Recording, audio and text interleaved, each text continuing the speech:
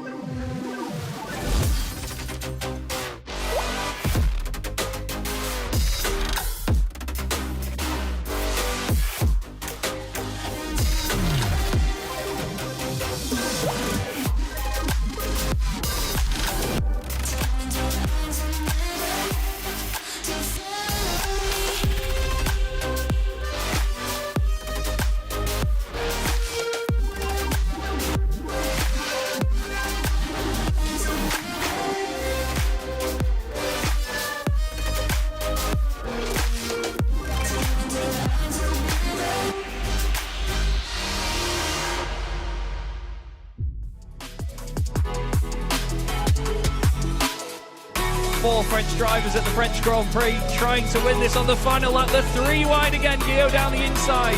Guillaume moves across, they're both in front of Milan and Pouget. Before you know it, we find ourselves here in the very final race of the competition. And then they see truck racing and they think, this is crazy, you know, these are 5-ton machines, 1,200 horsepower brake. Oh, look at that switchback. Oh, you can look and a drift to show off.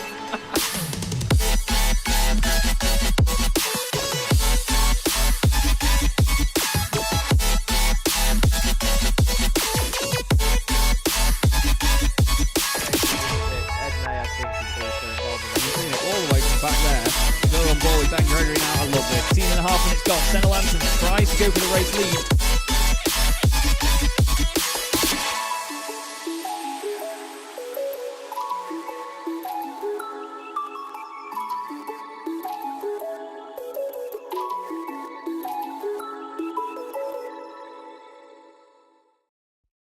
Racing isn't easy, but experiencing it is.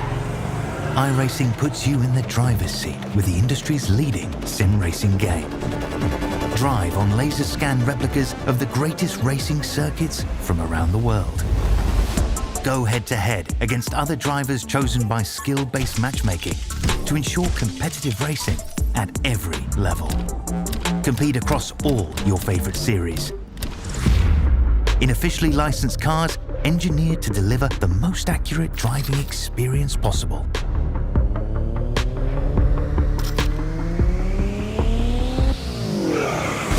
Join a race or host your own with players from across the globe. Race against the computer or in a league with friends. Feel the thrill behind the wheel. Visit iRacing.com.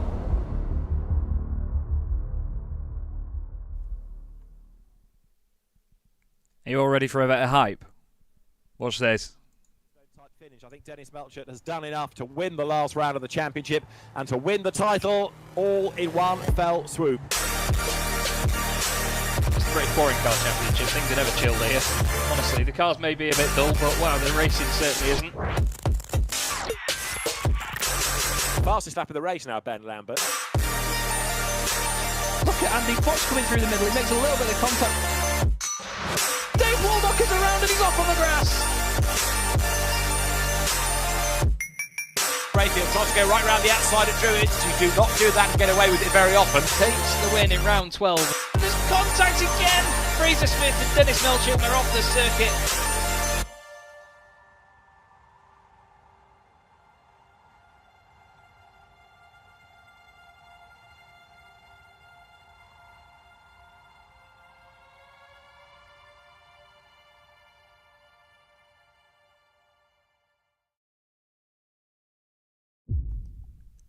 Well, good evening, everybody. Good evening indeed. Welcome to Chaz Draycott Media, and welcome to the very, very first broadcast of Season 3 of the British Boring Car Championship by Abruzzi Racewear. Thank you also to the championship sponsors Sim Stickers and Sim Racing Magazine for jumping on for one hell of a ride that we're going to have this season.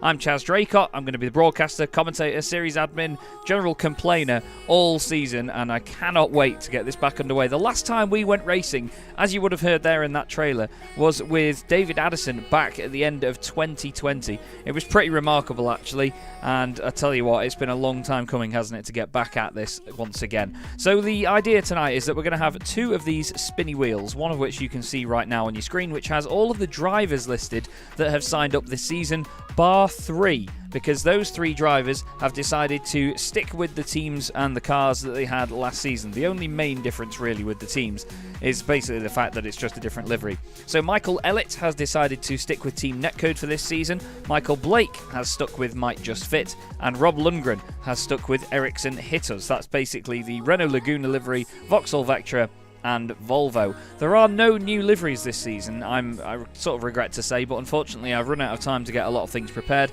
So the idea is that this is going to be the list of cars available. A lot of them you will remember, and a lot of them you will have seen before if you've watched the British Boring Car Championship. But what we're going to be doing is having 2 of each of the privateer liveries. So there's a silver fading to black car, which is the old Arena Motorsport machine. There's the white Honda, the DC Cook Honda, known as DC Buck in this championship, that has the red stripe fading to blue up the side of it. There's even Mark Blair's old dark blue and yellow Vectra in there as well. And also the 4th and final privateer is the ex-Matt Neal car, the completely red machine, the Team Dynamics Nissan Primera livery. Now, a lot of these are evenly spread out. I've taken away the cars that the guys have already chosen to sort of jump back into for this season. But, well, this is going to be a lot of fun, isn't it, everybody?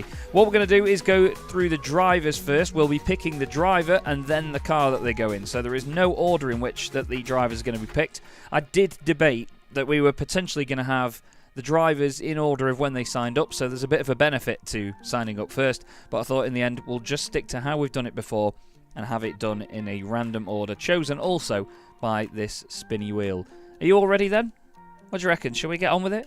Shall we get the first of the drivers this season selected? What do you reckon? It's great to see you all in the chat, by the way. Hello, hello, hello. Got a couple of you over on Facebook, many of you on YouTube. Let's give it a spin, shall we, for the first time this season and see who wants to do what. Well, or who's going to get what. I don't care what you want. You're not going to get whatever car you want. And giving it the first selection of the season, it's going to be John Roberts. Very well done, John, the first driver. So he's got the widest selection of cars to choose from. We've now removed John's name from the list, so he is now selected and done. And unfortunately, John isn't able to make it here tonight. He's actually had to do some last-minute work, unfortunately, due to an issue at work. So best of luck, John, and hope all is well. But now we're going to spin the second wheel and choose what car he gets. Let us know in the chat, obviously, what cars you do want if you are there. Is John going to end up in one of the dodgy MOT Mondeos? Yes, he is. That is the car selected for John Roberts to start his campaign. A car that Niall Crowther, Ben Lambert and Andy Fox have all driven before. But it's dodgy MOT that get John Roberts on their side for Season 3 of the British Boring Car Championship. We now remove that car and then lower the list down. And let's give it another spin, shall we? No mecking about. Mecking about, mucking about. Stephen King, it's looking like, or is it going to tick over to Dave Waldock? It's just going to. Fantastic to have Dave back in the championship. You know, he was the runner-up in Season 1 after a fantastic season-long battle with Dennis Melchett. One of the real pinch points of that championship was actually included in that trailer that you just saw there. Let's now go over to the cars and see what he's going to get. Oh, the wheel froze for just a moment there. I do apologise. Oh, Dave Waldock gets one of the other cars that was right up there in the championship last season. It's one of the Peugeot liveried machines, known affectionately in this championship as Team Bordeaux, but as in the word board, B-O-R-E-D. So let's get Dave written down in there. Dave Waldock enters Team Bordeaux for Season 3, and we'll move on now for another spin.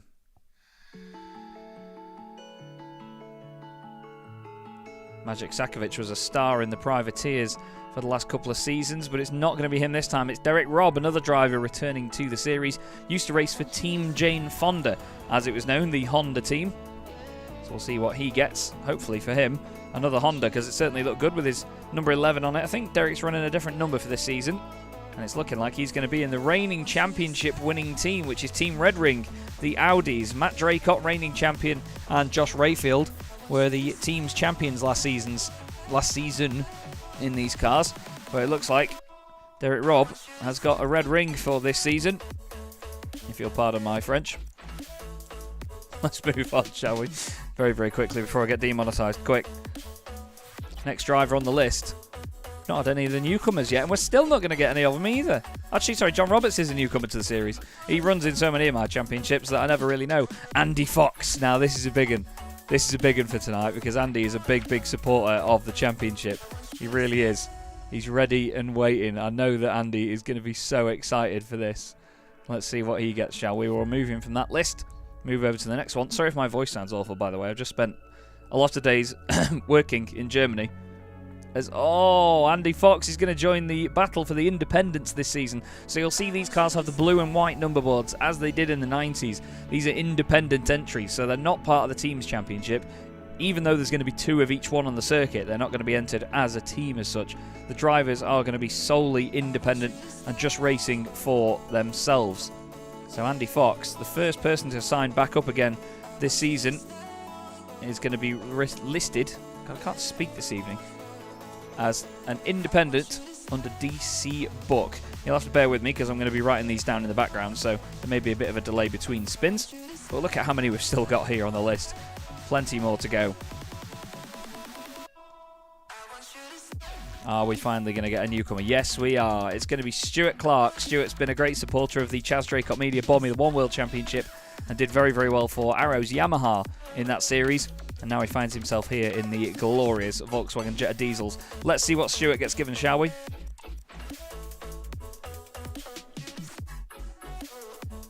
Looks like another independent. Is it going to be the Arena Motorsports machine? No, it's not. It's going to be the old Mark Blair Vectra, effectively. What was the number 15 car back then, as displayed on that livery. So Stuart Clark going down as an independent, and that is going to be the Mark Blair car. Lovely stuff. So another dark coloured machine for Stuart. He was in the Arrows Yamaha, like I say, for the Formula 1 World Championship's second season, which is an all-black machine with the white decals all over it. And we have another newcomer to the championship listed up next. Patrick Dopart is the first driver that I really don't know much about, to be honest, in terms of the pace and capability coming into this championship. And that's what's going to be so exciting in a lot of ways here. There's a number of drivers that have come over from the Racing Line Jetta Cup, and I thank Jack Johnson and his wonderful community there as well, Stephen King and all the guys that have come over to fill up these grids and get some Jetta action in before their next championship. Actually, you should go and watch the Racing Line Jetta Cup because it is a hell of a riot. And it looks like it's Team Bordeaux. Team Bordeaux for Patrick Dopart. So that means already that we've got a team completely booked up. David Waldock and Patrick Dopart, teammates for Season 3 of the British Boring Car Championship. So no more Peugeots. What have we got left then? We've got both of the Arena Motorsport Lagunas, both of the Primeras, both of the Matt Neal Primeras, both the Jane Fonda cars, only one of the Ericsson Hitters machines on offer, only one of the Vauxhalls, the Might Just Fit Vauxhalls, one Renault Laguna, the Team Netcode car, that's probably one of the most sought after, and one of the Team Red Ring machines and dodgy MOT machines as well. So, next driver. Let's see what we've got, shall we? Sorry, every time I go out of the tab, the wheel freezes. And here he is, the boss man, the Racing Line, Jack Johns. Good to see Jack back in the championship. He raced in the Chaz Draycott Media European Touring Car Championship a couple of seasons ago. God, that seems like forever ago now. I think that was the end of 2021 we did that. Flipping heck, I've lived here a while, haven't I? Let's see what Jack ends up with. Is he going to be in a Primera? Well, we know he is, but he's going to be in the old Matt Neal Team Dynamics one. It's known in this championship as Team Drymanix. Well, Jack Johns ends up in the Independence battle, so no teammates to crash into. I know that Jack was really hoping to team up with, of course, Stephen King or some of the guys from his championship. You never know, they may end up still in the same livery. We'll have to wait and see. So right now we have, what, 14 cars remaining. 14 drivers on the list also.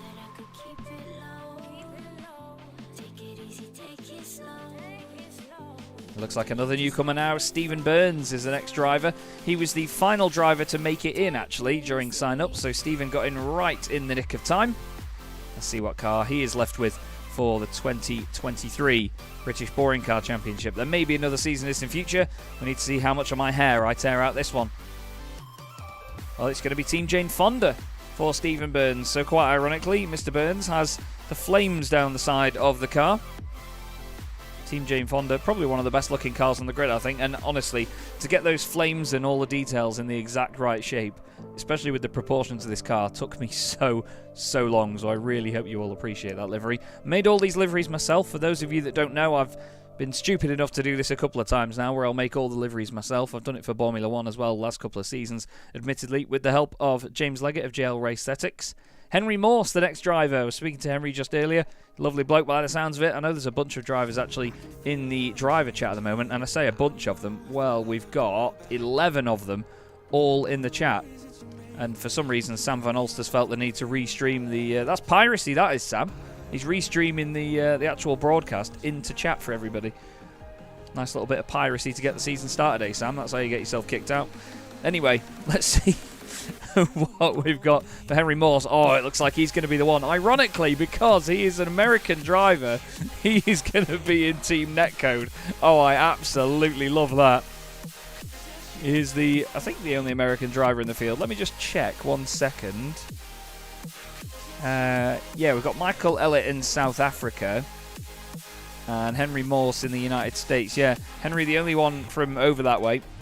So, yeah, he's going to be certainly the bringer of Netcode, but also he's going to actually be driving for Team Netcode as well. Brilliant. Absolutely love that. So, let's have a ganders at what is next, shall we? We'll move on to the other wheel. Just bear with me 2 seconds. Sorry, I've just had a message come through. 1 second, everybody. Bear with me.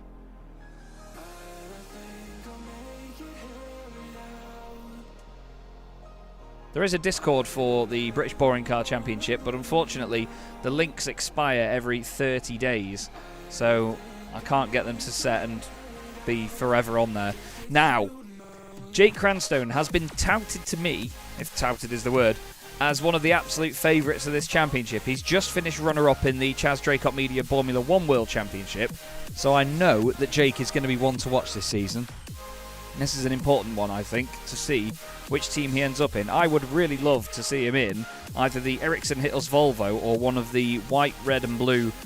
I think it was JRM. No, it wasn't JRM that ran it at the time, was it? What was it? No, it was one of the RML.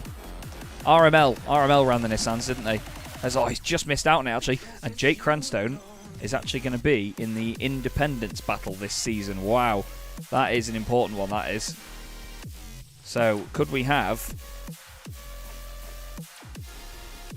an overall drivers champion that is also an independent driver? It nearly happened last season as well with Calvin Dent doing that. Calvin finished right up there in the standings.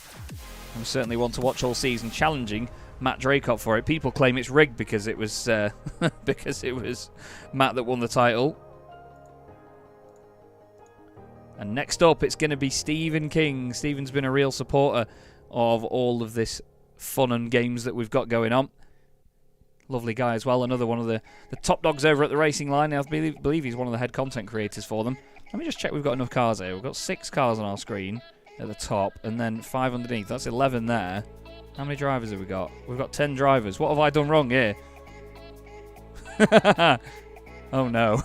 Have I forgotten to remove one here? Can someone tell? Oh, what have I done?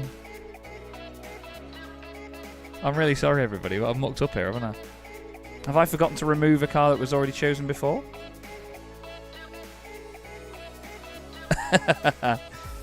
Right, well, what we're going to do is carry on spinning, and then we're going to figure this out. At least we know the order in which people are going to be obviously picked for their cars. So, Stephen King. Oh, yeah. I'm an idiot, aren't I? I'm an absolute idiot. You know what I've done, don't I?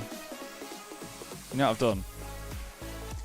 I've drawn Stephen, but then not what car he's in. So, of course, there's more cars than drivers. Oh, it's been a long few days. So, Stephen King joins Team Red Ring. That's definitely not going to be something that I continue to rhyme this season. Flippin' heck. So, Stephen is now in the reigning championship winning team with Derek Robb.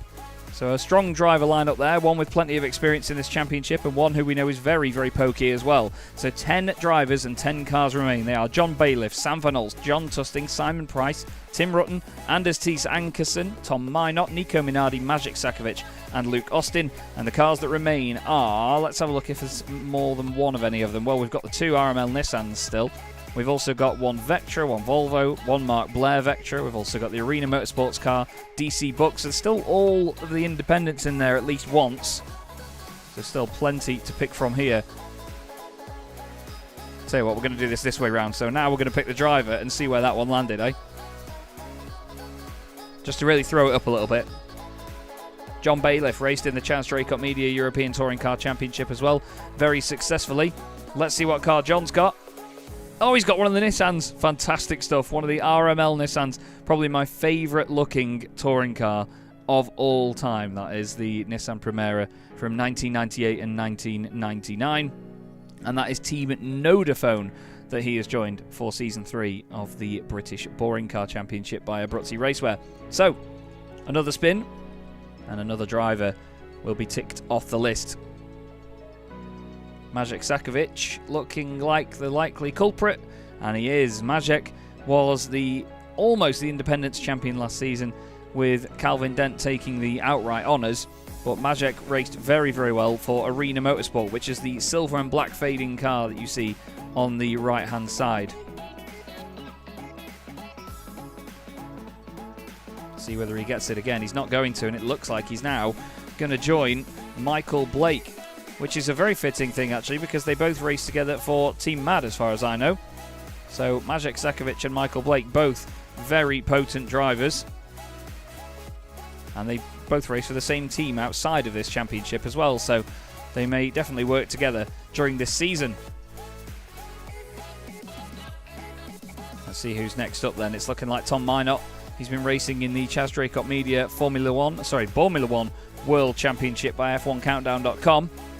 He's been teammates with Stuart Clark in that championship. Now, if I look at my spinny wheel and just check, could he potentially team up with Stuart Clark? He could, actually, but Stuart Clark is down as a privateer. So I do not think that this is going to come true. Stuart Clark is actually in the car that it's pointed at now, which is the number 15 machine, the Mark Blair car. So if he gets that, he will effectively be his teammate, but they still battle against each other as independents. It's not going to be that. It's going to be the RML Nissan, is it? Or is it not going to take over? No, it's not. It's going to be the Volvo. The Ericsson Hitters machine goes to... Who was it? I've absolutely mucked up, haven't I? Tom Minot getting in the Ericsson Hitters machine. I'm getting too excited for my own good, and I keep flicking between loads of information, so... Clearly not doing a good job of this. Hope you're enjoying it, though, everybody. This is the things that we do differently here at Chaz Draycott Media. We certainly make it interesting with stuff like this. Very different format idea to a lot of championships that you'll see. Just keeps it nice and fun, doesn't it, at the end of the day? And also it promotes quite a lot of socialising between drivers that normally wouldn't even talk to each other unless it was to have a go at each other on Discord and try and school each other how to race after a slight incident that was nobody's fault. Simon Price is the next one up. He's been a great supporter of everything that I do, and Spontex CDM Esports as well. So I hope Simon has a good season. Still relatively new to iRacing compared to a lot of the drivers in the grid, but I know that he'll have a lot of fun doing it as well. Is he going to be in the dodgy MOT machines? Yes, he is. Fantastic stuff in one of the Ford Mondeos. Dodgy MOT going the way of Simon Price, and he is going to be teammates with John Roberts for this season. Not quite sure if Simon wants that or not. I'll have to see whether he's happy with that in the chat. Tim Rutten saying no. Not quite sure what that's in response. Oh, he wanted the Mondeo. Right. Unlucky, Tim. Unlucky, son. Right then. We've got 6 cars remaining. 6 drivers. Tim Rutten, Anders Ankersen, Nico Minardi, Luke Austin, Sam Van Olst, and John Tusting. Don't forget, after this, everybody, please do not disappear, because we will have a practice session, a qualifying session, and a race to give everybody a bit of a test. In the meantime, while it's all getting set up, I will sort some liveries out, but I cannot guarantee that it'll all be done in time, because there's quite a lot of work goes into choosing the right numbers and everything for everyone. But we'll see whether we can do it on the night, shall we? And we will broadcast that. I'll be taking a little bit of a break while practice is on, and you can see these cars on the circuit for the first time. But Sam Van Olst is the next one up. Let's see what car he's going to get. So you've got the Privateer DC book machine on the right-hand side. Can't remember who it was that actually got that one first.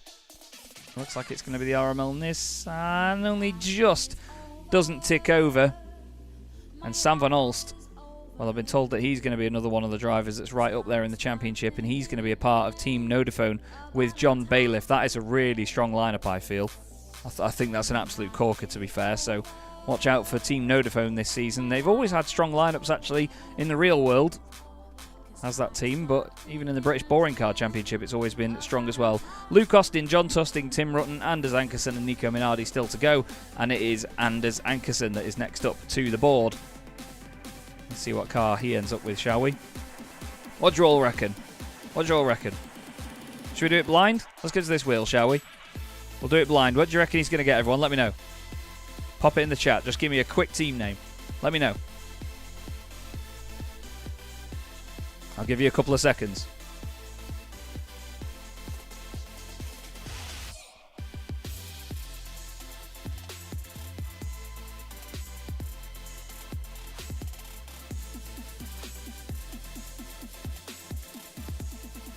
Rob Sutherland happy as well, saying yes, come on, Anders. Obviously happy to see him in the championship. I'm waiting. James Holman reckons he's going to be in the Team Dynamics car. I want to build up a bit of suspense. Martin Kenyon very correctly says he'll be in a Volkswagen. Yep, fair point. Fair point, mate. Oh, I'm too excited. I'm just going to go for it. We're going to see what it is. Oh, he's in the Team Jane Fonda car. Fantastic. Lovely looking machine. Team Jane Fonda. Let me just add that into my list. And now we get down to the last couple of drivers then in the list.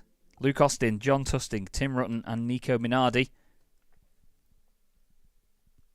Not many chances now. Tim Rutten next up. Tim really, really wanted one of the Mondeos. Unfortunately for him, he's not going to get it. But what's he going to get instead? Let us know, Tim. What is it you want? Because these are all privateer entries now. All independents that are left. Only independents. What do you reckon, Tim? What do you want? Which one? Which one of the 4? Because I want to see this live and see Anders and Jane Fonda. How appropriate. The 15 car, the Mark Blair machine. Right then, let's give it a spin, shall we? What on earth is this god-awful song I've put in my playlist?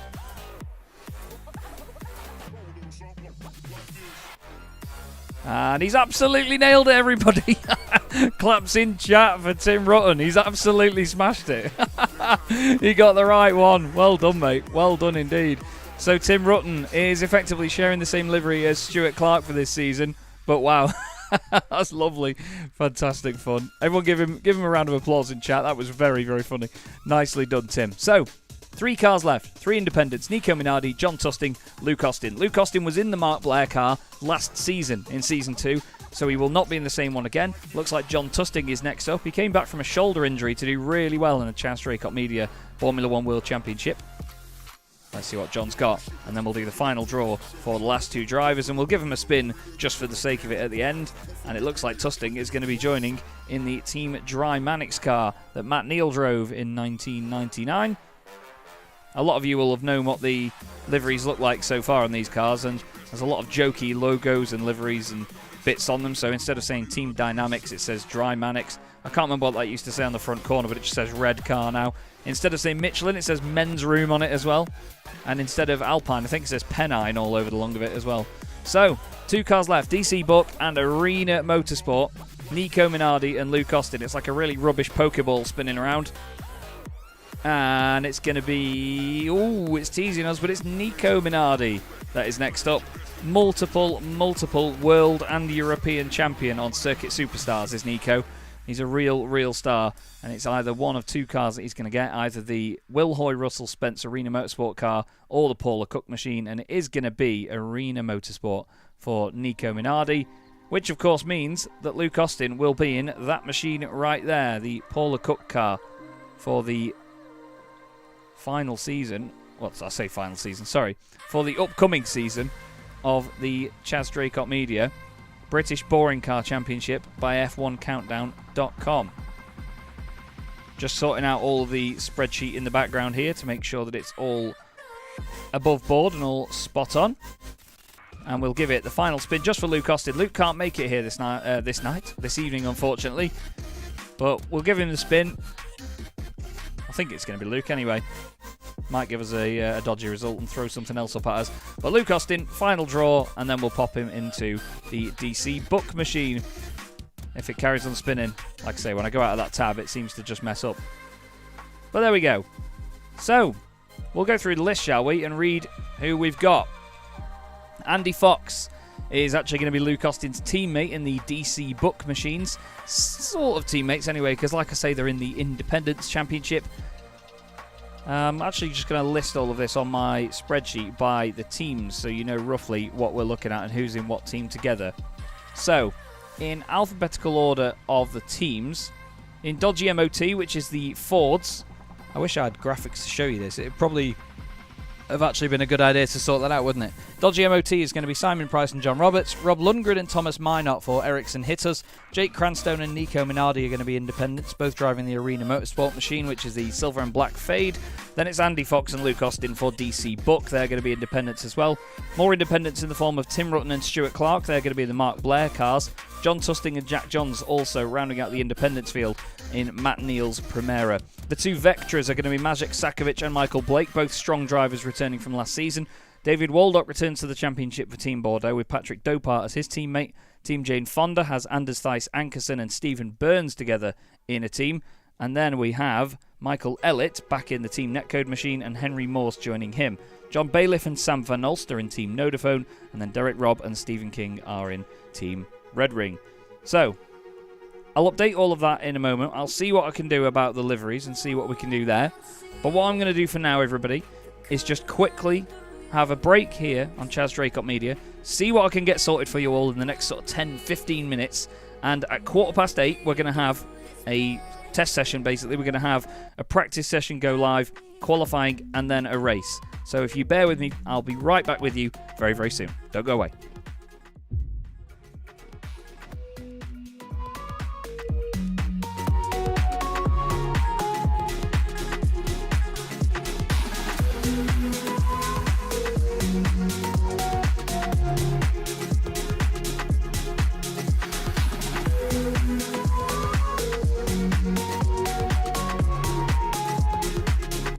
Oh, I can't see the color running through your veins.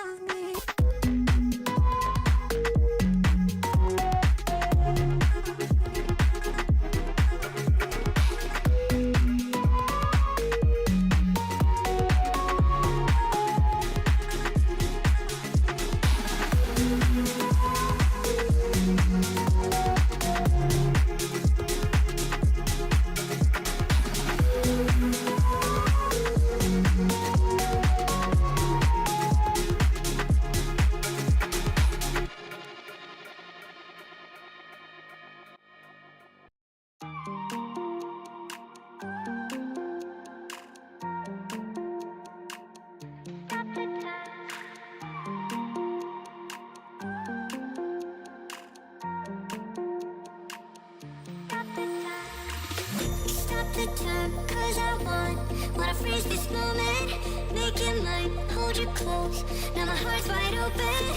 When I'm with you, suddenly I feel no pain. Do you make it go away? Do you make it?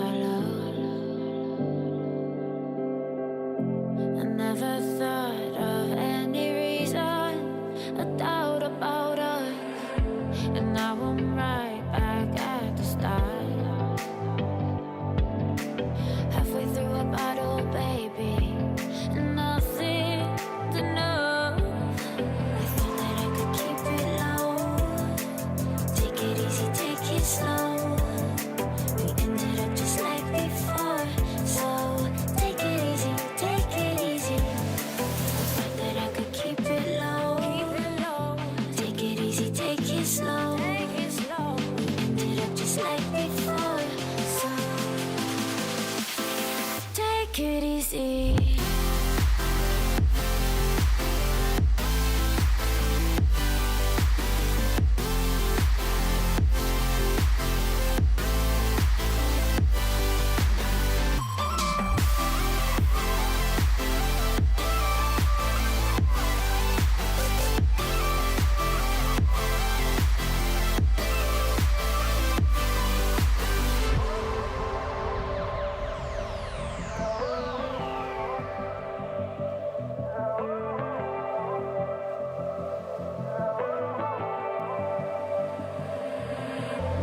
And you know how to forget all the wrongs and every reason why we've changed. And there's a storm inside my head. It's getting me in trouble, baby, and I can't break away. I thought that I could keep it low. Take it easy, take it slow.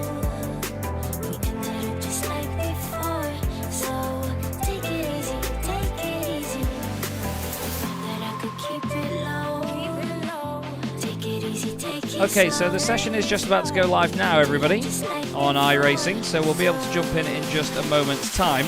However, I'm afraid there will not be any liveries done. Looking back at how I used to do these liveries, Jesus, shut up.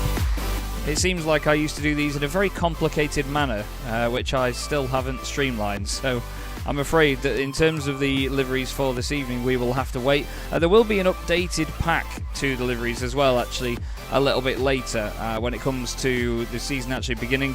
There'll be more sponsorship logos that are actual sponsors of the championship being put on the cars as well, and a few other changes. So if you just bear with me a few more minutes, everyone, we'll get into the session and we'll just see what the guys have got on their cars as well, see what horrific liveries they've got on board, because then we know that it'll always be an improvement when the season gets underway, yeah? Give me a few more minutes and we'll jump in.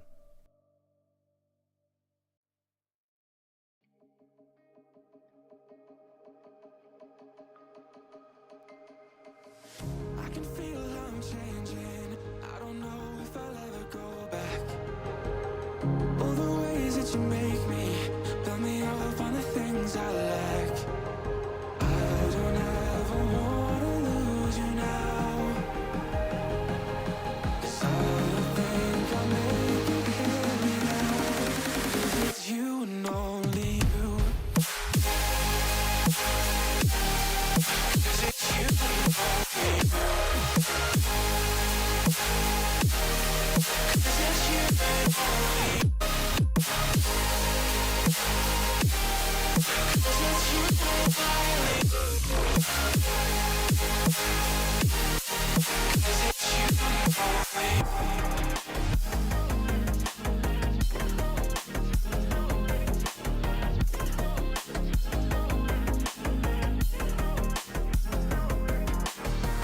I don't know where the time goes, it just flies when I hold you close.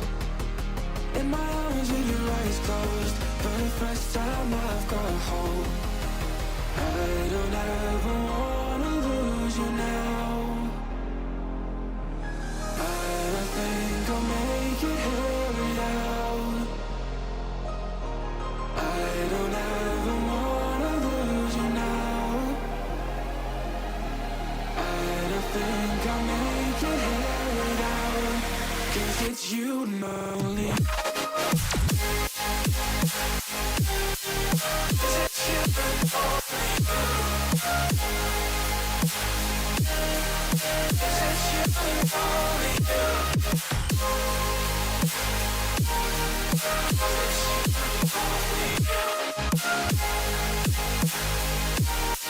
'Cause it's you and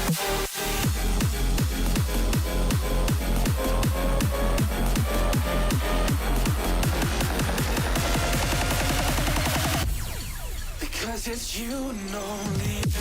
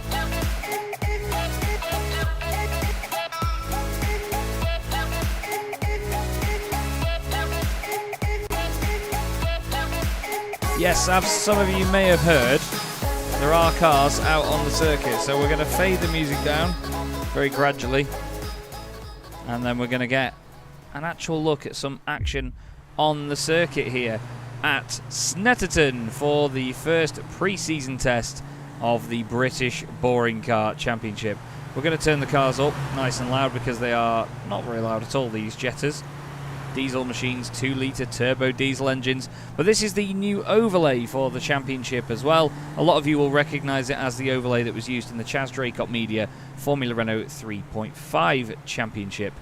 And at the moment we have all the drivers out there on the circuit, but some of them it seems not listed properly. We have Daniel Downing actually out there, who is for some reason showing up in a completely different category, but Daniel is another driver in the championship that is on the reserve list.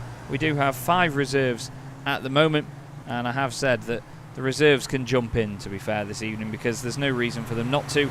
They may as well just get amongst it and see what they can find out about the car, about themselves, and just enjoy themselves out there at the end of the day. There's no point in sort of restricting it to just the drivers who have made it in. So if you bear with me 2 minutes, I will just get them all aligned and sorted so the information that you will see on your screen is correct. It may refresh a couple of times here, but once it's done that, then we will be all golden, and I think that be that. So Ed May will be joining me to commentate in the later parts of the season, or for the rest of the season I should say, just not for pre-season testing. It's Stephen King that's fastest at the moment, obviously part of the Pulseless Esports squad, but he's going to be racing for Team Red Ring. John Bailiff and Sam Van Olst, well, we said that they would be right up there for Nodaphone, and right now, well, they are the guys that are second and third, and then it's Daniel Downing next up.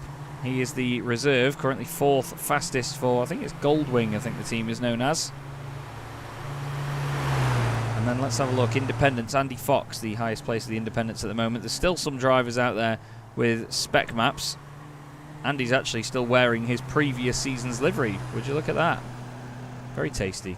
Like that, Andy. What I'm going to do, though, is completely reload all the liveries. We're going to delete all the suits and all the liveries, and we're going to get them to refresh from trading paints. So give them a minute, and they'll restart their download process. So, Snetterton, difficult circuit. This is the 200 layout, which is the closest to what the touring cars would have run back in the 1990s. They used to just have 2 very fast right-handers at the start of the lap. But here, we sort of go into the Wilson hairpin, and then through a little right-left chicane on the exit, and then down the back straight into Brundle and Nelson. The drivers have all said that they're going to be hitting that curb, as Tim Rutten goes a little bit wide of said curb and goes off the road. What about Dave Waldock It's good to see Dave back in the championship again. All the numbers may not be absolutely spot on either, because some drivers were only invited to the league today, so their numbers will not perfectly reflect what they've had. Like I say, again, apologies, massive apologies if all of this is a little bit janky. I've been away for 5 or 6 days and not been able to get it all organised as much as I would have liked. There's certain elements that have been left last minute, I have to admit. But I'll always be open and honest about this sort of stuff, and on my broadcast as well. But I hope that you will enjoy the show with me and with all of our wonderful drivers as well. We'll have a look, shall we, at some of the cameras that I've set up around here. So in the cars, you can obviously mess with the cameras themselves. We've got the roll bar camera, which is sat quite far back in the cab, but very stiff to the car itself, and gives us a good idea of what the driver's doing. There's going to be custom driver suits as well applied to all of the drivers for this season. This should give us a really strong idea of what's going on around our driver, and with a big wide angle on it as well, you'll get a good look at the action and a great sense of speed from here. As you'll see Majek throwing it in under the bridge, you can see the back end trying to break away as he gets used to this car once again. It's been a while since Majek's wrangled this car, I imagine. Fastest at the moment is Jake Cranstone, the car in front of him, in the Masters of Torque livery. He's one of the independents as Majek goes grass tracking for just a moment. Patrick Dopart is third fastest at the moment for Team Bordeaux. These are all liveries that you'll see from the racing line, with their wonderful windscreen banners with the drivers' names on as well and their nationalities. It's really cool to see it, actually. It's good to see them out on the circuit. As, oh dearie me, off in the background goes Martin Kenyon, big time into the barriers. Martin Kenyon going flying off the road. These cars are interestingly sensitive to damage. They do like to throw themselves around quite a lot. Just looking on my screen here to see who isn't showing up with the correct name, because there's apparently a driver out there that is in a different class set to everybody else on our timing screen. This is why we do these tests, to make sure that we've got everybody all sorted in terms of the data and the information that gets obviously shown from the timing software and onto the graphics. I hope the graphics are bold enough as well. Let me know what you think of them. Spent today just perfecting a bit of it to make sure that it was all spot on. Here's Michael Blake for Might Just Fit. Michael staying at the team that he finished second in the championship with last season, only to Matt Draycott. There is a massive spreadsheet as well of all of the overall records in the British Boring Car Championship, the all-time records. The most fastest laps is to Jake Robertson. Pole positions, Dennis Melcher has 6, Jake Robertson has 4. Race wins, Dennis Melcher is the most winningest driver in the championship with 5 race victories. Tom Jacobs, Matt Draycott and Jake Robertson have 4 each. Biggest win margin was actually by Josh Rayfield in round 6 of season 1. He won by 9.1 seconds near the start of the first season. Only 2 drivers have ever got consecutive victories, and both of them did it 3 times in a row, Dennis Melcher and Matt Draycott. Consecutive points finishes, Matt Draycott had 17. He's had the most laps led and the most championship points overall in his career. Steve Burke in second place in that, and Michael Blake in third. So there's some great pedigree here for these drivers to certainly put on a good show for us this season. It's very close to the top though. Look at that. Henry Morse is 6th at the moment, but only 3 and a bit tenths off. Andy Fox as well, only 3 tenths between them. So the championship could be very, very close. A little bit of a blink in and out there by Henry Morse as he's just ahead of John Bailiff. John Tusting in this lovely Corona Extra number 8 machine. Basically the coronavirus and the COVID pandemic is the reason that this championship exists, to be honest. I hope you've enjoyed the show so far, everybody. As, oh dearie me, Majek Sakovic has just had a bit of a drama there, and I don't know who else was involved. It might have been Stephen King. Let's have a look at what's happened here.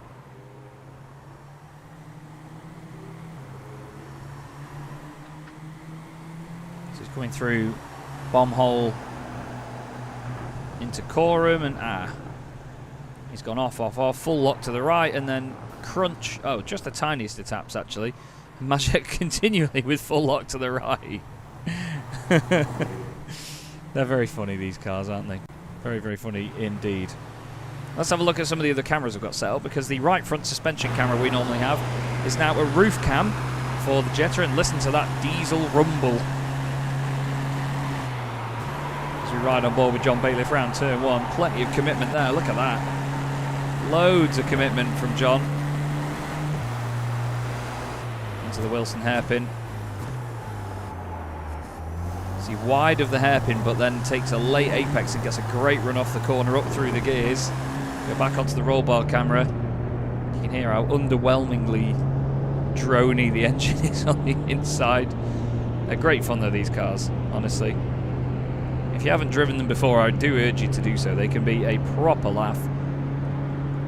A shout again to the championship sponsors, Abruzzi Racewear, the title sponsor of the championship. Of course, it is now the British Boring Car Championship by Abruzzi Racewear. Thanks also to Sim Stickers and the wonderful Paul Godden.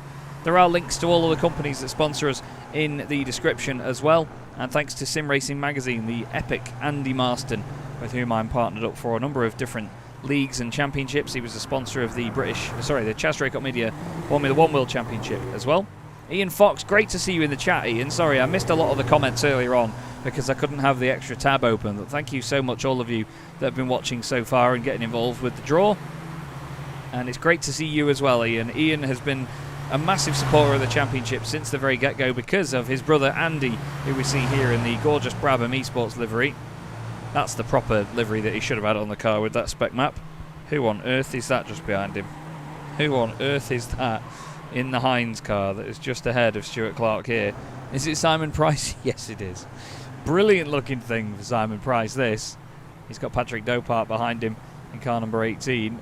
Look at the state of that. It's time for one of my favourite cameras on the cars that I've set up this season. This rear view camera, which looks out of the back of the car and then over the rear wing into the distance. We've now got the onboard on the top, on the roof, as you see the other car in front going ahead. And then that's how it looks from the roll bar. I think it looks quite nice, actually, if we go back to this. Sure, it's not the prettiest parcel shelf you'll ever see in your life, but we'll add a bit of blur to that and a bit of depth of field, let's say. We'll make sure it's out of focus and it won't look so janky and horrible, I guess. Still, just a different angle so we can look in front and behind while staying in the car on the similar camera angle. You can hear all the stones and the rubbish rattling against the bottom of the machine. 19 cars out for pre-season testing at the moment, which is great to see. And it's Jake Cranstone that's fastest, 0.3 of a second covering the top 7. Derek Robb has just joined as well. Also in the same Heinz livery, actually, as Simon Price. Chaz is going to love that. Cheers, boys. Love it. Jack John's unfortunately not able to race this evening. Interesting to see that Dan Downing is absolutely on it. He's a reserve driver for the championship, and to be honest, I'm excited to see what he could do if it came down to being a full season entry. But this is the thing, it's first come first served in this series when it comes to entries. If you do want to learn more about the championship, of course, there is the page itself and the actual web page at chazdraycott.com/boring-cars. That's /boring-cars. You can always find out more information there. As, oh my god, look at Tom Minot's livery here with Nicolas Cage all over it. I wonder what it looks like from it. Yep, of course, that looks fantastic. Good lord. Good lord. Well, this is what these guys do if you trust them with trading paints. We've got cars off the road. Michael Blake and Rob Lundgren both off the track. This is Michael Blake we're looking at now. Car 6 that's there with him is Maciej Sakovic. These two are actually teammates for this season as well. It might just fit. And it might just fit if Maciej keeps doing that. Less than a second covering the top 11 cars at the moment. Martin Kenyon still taking his time to get up to speed with the machine. For some reason I've got him down on here. That's just a... why did I think that Martin wasn't a reserve for a second there? Apologies. Stuart Clark in the middle of the pack as well. 13th place for him at the moment. Some of the liveries seemingly not wanting to load for some reason. So that looks good though, doesn't it? Having all of them out on track together. We've got Jake Cranstone and Daniel Downing right with each other there, down the back straight towards Brundle and Nelson. Downing goes deep on the brakes, he's going to hit the curb, and nearly over he goes. And through goes Jake Cranstone as if Downing wasn't there. I think that in front of him was not Derek Robb, that was Simon Price that was just in front. Simon Price will be racing for Dodgy MOT this season in the Ford Mondeo. Let's have a look at our pit lane cameras as well. You can see them just coming down the start-finish straight there. That's the exit of the pit lane. Obviously, iRacing scanned Snetterton before they put up the big catch fencing that sits on the start-finish straight. Not many cars in the pit lane at all right now. If you do bear with me there, everybody, as I'm sure you can tell by now, my voice is going rather hoarse, and after a heavy weekend of commentating at the Nürburgring and a lot of shouting and screaming and partying, I will need to go and get a drink. So I do apologise. Please bear with me. You will see the message come up in a second that will mention Ed May. Ed not here this evening, but will be with me for the championship. Give me 5 minutes. Oh, okay. All right, John. And I'll be with you in a moment.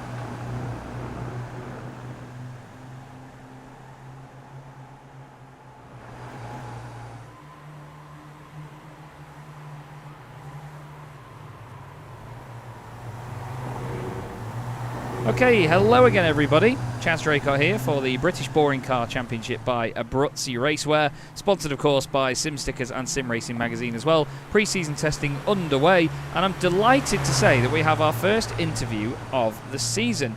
Very interesting character to have interviewed though, because jumping in to enjoy the festivities and the fun with all the drivers is someone that doesn't even have an iRacing subscription anymore. But my very own brother, Matt Draycott, is the reigning champion, drivers' champion of the British Boring Car Championship. Matt, welcome. You must be quite excited to see these cars back out again. It's certainly an odd feeling not to have any championship winners on the grid. What do you make of it? Yeah, evening. It's good to see it all keep going on again. You know, it's got a little space in my heart for this little Jetta because I spent so long practicing in it. I could probably drive that better than my own car at this stage. But no, it's good. They're good cars. It's a good staple of something to race with. And especially if it's like a similar setup or fixed setup. It's great because it means it's all down to who's behind the wheel. It's not about the car itself and how it's set up. And with iRacing being how it is now, it's all pretty much, it can make or break you with a setup. So it is good. I jumped in with the guys. They seem to be having a laugh, and it seems like it's weird. It's like deja vu because it's, even though I don't know most of them, it's still like how it was in the good days. But no, I'm sure they'll have a great time, and I'll be rooting for some of the old guard as such. No offence, Andy. But it's no, it should be good. They'll have a good laugh, and it should be good racing. Well, like you say, you know, we've got the likes of Andy Fox back. He's been in since season 1. Same with Derek Robb. Dave Waldock as well, runner-up in season 1. He's back in it. You didn't actually race against Dave when you jumped into... Oh, no, you were in season 1 as well, actually, weren't you? Just the championship year, Dave wasn't around, was he?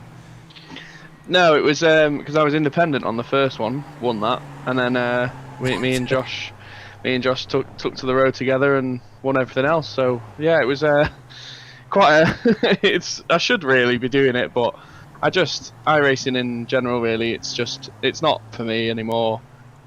Just because I just didn't make the most of it, really, and it can quickly turn into a little hole in your wallet every month when you don't make the most of it. But it's great for this sort of thing. It's unrivaled in this sort of aspect of things. So, but yeah, they'll have a good time, and it should be good. And obviously the championship for the first time ever will have 2 visits to Alton Park in one season and a visit to Knock Hill as well. What do you reckon that these things are going to be like when we go to Knock Hill? Tasty.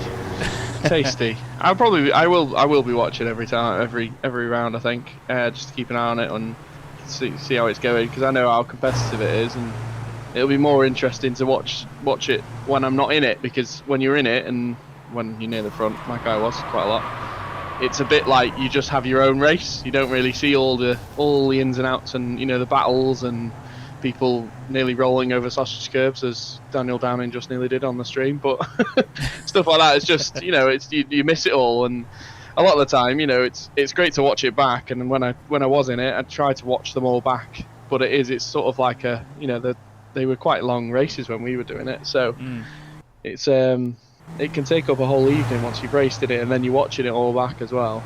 But no, Alton Park round with these was absolutely immense. It was great. And then Knock Hill, I've not raced on it because I've not had iRacing since they've added that. But I'm sure it'll do its job. Derek Robb just had a colossal off, which was one of the oddest looking offs I've ever seen, but it certainly was entertaining as he went from left to right on the stream. Thank you very much for joining me, Matt. Thanks for popping in, and hope you enjoy the show. But shame not to see you on the grid this season, but I'm sure it'll be another great spectacle. Nice one. No worries. Cheers. There you go then, everybody. Matt Draycott, Season 2 Drivers Champion, current reigning champion. And yeah, as Ian Fox said, humble as ever, and you can see that the festivities are definitely beginning properly now, as a lot of the drivers are kicking 7 shades of rubbish out of one another. What we're going to do, though, is have a chat with one of our drivers from Season 2 who joined in all of the festivities and fun way back when as well. Rob Lundgren is going to join me in the commentary box. Rob, welcome back to the box, my friend. How are you doing, first of all? Doing all right. Good to be back. Well, I was going to say, it's been a long time, hasn't it, mate? End of 2020 you were last in this car. Yep, it's good. It's good fun to be back in it. And Well done. I was going to say the Volvo. Obviously, you're sticking with it for this season, aren't you? Yes, you are. Yeah. What was it that made you want to stick around with it? I mean, I know obviously it's Swedish power, of course, but was there anything else on top of that? Nah, this is the fun of it. It's just simply the Swedish Yeah. power. Yeah. Is there any circuit on the calendar you're looking forward to most of all this season to race at? I've not really had a look at the tracks, but I know it's going to be fun. And what do you mean? This track that we're on tonight is probably not my favourite one. No, Snetting However. can be a bit of a pig, as we're finding out right now, to be fair. It's but this is the thing with the car. It gives you this false sense of security, doesn't it, sometimes, that you've got all the grip in the world, but then Yep. it can be an absolute pig at certain points, can't it? Yeah, exactly. This is let's go, and then find script and let's go again. Absolutely, Rob. Well, best of luck with qualifying, mate, and the rest of this evening. Thanks for very quickly jumping in. I'll leave you to it, mate. No problem. Cheers. Cheers. There you go then, Rob Lundgren, driver from Season 2, and obviously back into the Championship for another run this time round. And all the drivers now make their way out onto the circuit for qualifying. Now, don't forget that this is all just in the name of fun, basically, this session. The drivers will be just having a laugh out there tonight and doing what they can do in their own liveries. They're not going to be racing in these liveries for the season proper, let's say. They will be in the official liveries of the Chaz Draycott Media British Boring Car Championship by Abruzzi Racewear. Hope you're all enjoying the show so far, though. Thank you to everyone that has jumped in and everyone that is sticking around.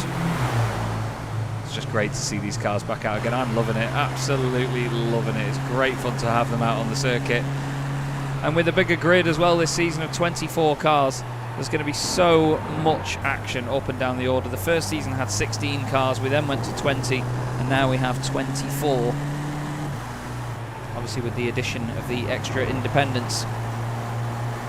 Just to give you an idea though, everybody, of how the calendar is going to look. We start here at Snetterton for pre-season testing, of course, and on the 2nd of August, in a couple of weeks, the championship gets underway properly for 2 races at Donington Park on the Grand Prix circuit, which is going to be a great way to get things underway. Silverstone International for rounds 3 and 4. The races are weekly until iRacing's week 13, where they bring out an update and everything goes to pot for a week. So out of safety, we tend to leave that week as a week off with no racing. So we'll go to Silverstone International, then Brands Hatch Grand Prix circuit for 2 more rounds. Alton Park Foster's layout on the 23rd of August.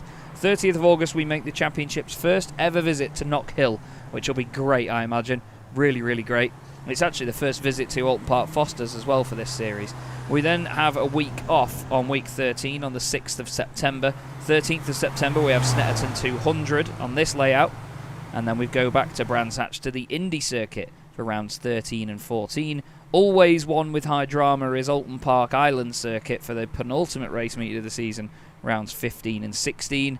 And then at the last race meeting it's Silverstone International, where we're going to be starting the night in afternoon conditions, and it's going to get darker and darker, and we're pretty much going to have a night race by the time that we are done. Also, this Snetterton layout that we revisit when we come back here in September will also be almost a night race.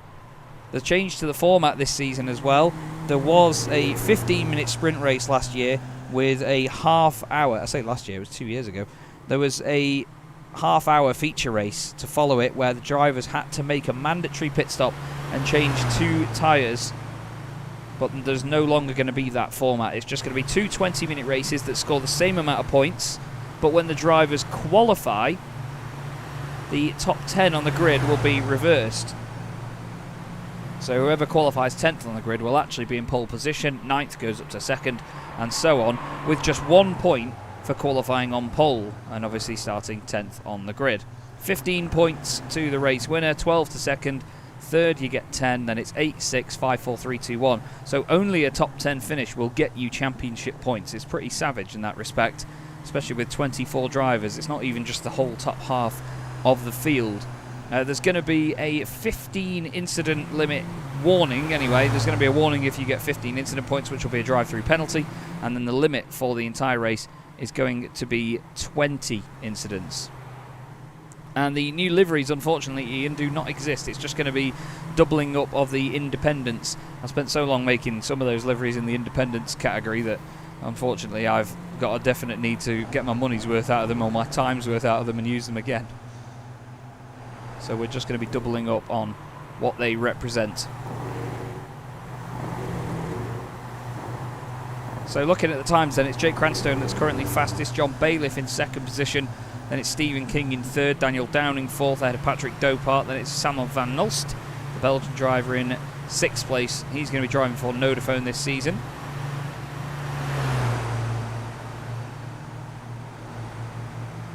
Just looking to see whether we can do... there we go. We should have the slide-out lap times, as they are known, which will then pop up next to people's times as, oh my goodness me, Martin Kenyon's just had a colossal accident with the wall.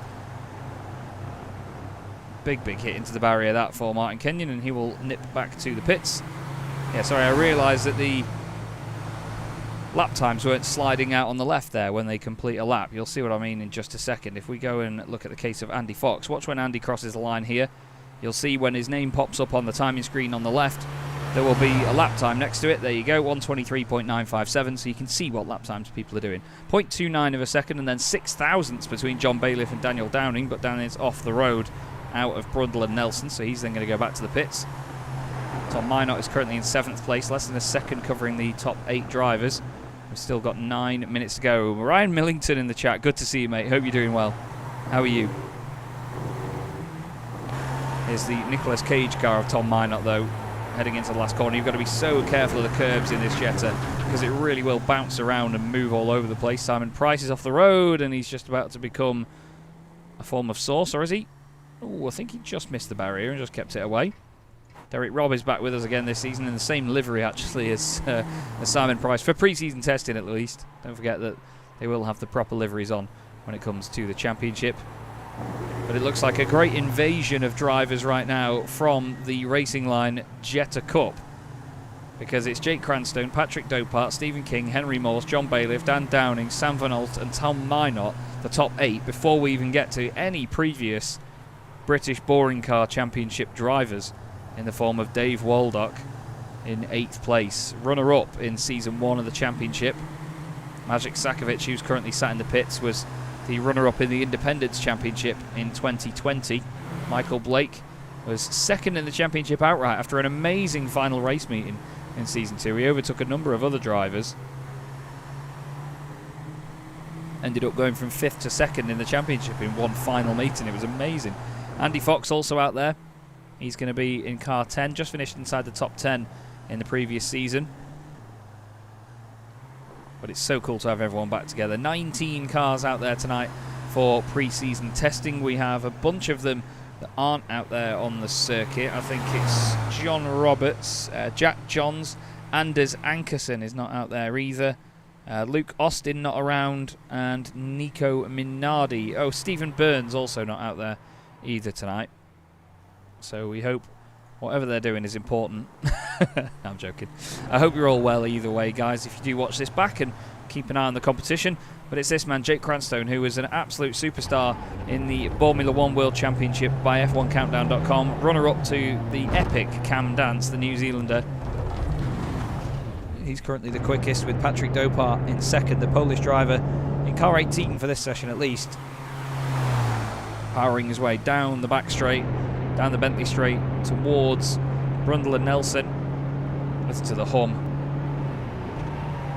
These cars go so far on diesel, you would not believe. They're awesome in endurance racing. And obviously they're very popular in what is known as a sim lab, as these guys call it, which is the Production Car Challenge, or Production Car Championship on iRacing. It is the Sim Lab Production Car Cup or something. But they all lovingly call it a sim lab because Sim Lab are the sponsor of it. Look how close Dopart is to the right-hander there, all the way around Coram. You've got to manage the weight of the car so well around there, it's really easy to overdo it. And he's actually going to pull into the pit lane this time round, as in the background there behind him is Michael Blake in car number 7. They don't have to worry about pit stops this season, which is going to be quite interesting. So it's going to be out-and-out sprint racing. Across the line goes Michael Blake. And it's little improvement for him, 123.833. He clips the grass on the way into first corner, flying off the road and into the barrier he goes. And that was a big off for Michael Blake. This is the thing, these drivers can push these cars so hard. Honestly, this car is really one that you can drag its head off. Going up the centre straight, as it's a big hill here at Snetterton. It feels horrible in most cars because it feels like you've got no power whatsoever compared to anywhere else on the circuit. Into Riches. Long right hand, you want to take a late apex there, but not put too much of a wheel on the grass or onto the curb because it will bounce the car up in the air. Seen many people lose this Jetta around there. Hard on the brakes into the Wilson hairpin. It's okay to take a late apex because then it gives you a good run on the exit here. A nice run down the Bentley straight for Tim Rutten. I think this car sounds fantastic on board like this, don't you? Listen to the turbo. Awesome stuff. Up through 170 kilometers an hour in 6th gear, 180 kilometers an hour. Don't forget that 200 kilometers an hour is 120 miles an hour, so they're only doing about 110 by the time they get to the end of the straight. You would have thought that cars like this would be a lot quicker than that.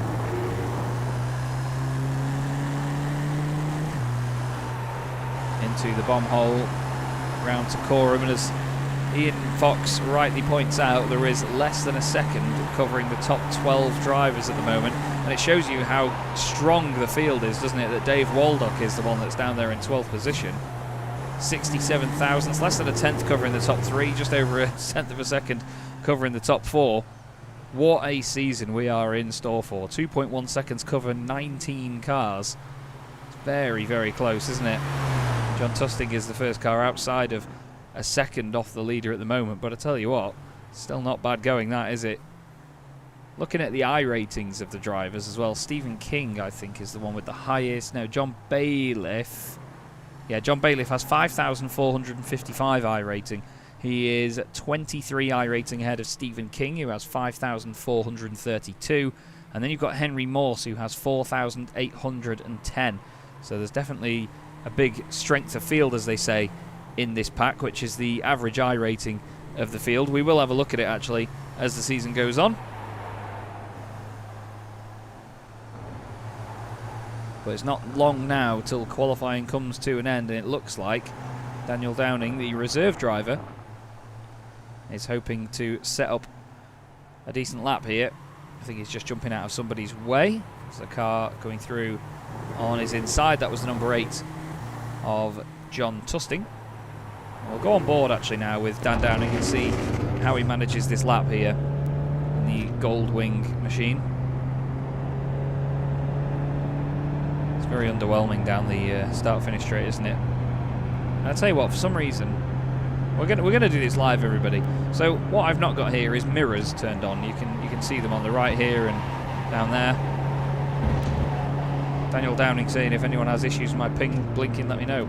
We're going to literally do the graphics here and there, because look, cockpit mirrors for some reason aren't turned on. So let's turn 3 on. There we go. Now we get some mirrors. That just adds such a difference, doesn't it?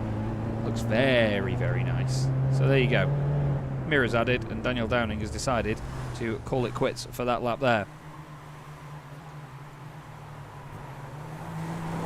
Jake Cranston still fastest out of everybody at this moment in time. And I don't think he's on a faster lap this time round either by the look of it. Martin Kenyon and Simon Price both off the road. Is Jake going to prove me wrong by going even quicker? No, he's not. A 1:23.3, 4 tenths of a second off his best lap. One of the other interesting factors to think about this season is going to be the weather. So when I set these sessions up here on iRacing, you choose what the weather is going to be, obviously, and whether there's a variation in that. iRacing have actually implemented a percentage system where you can choose how far away from that weather it is going to be. So say I want it to be 74 degrees and partly cloudy, for example.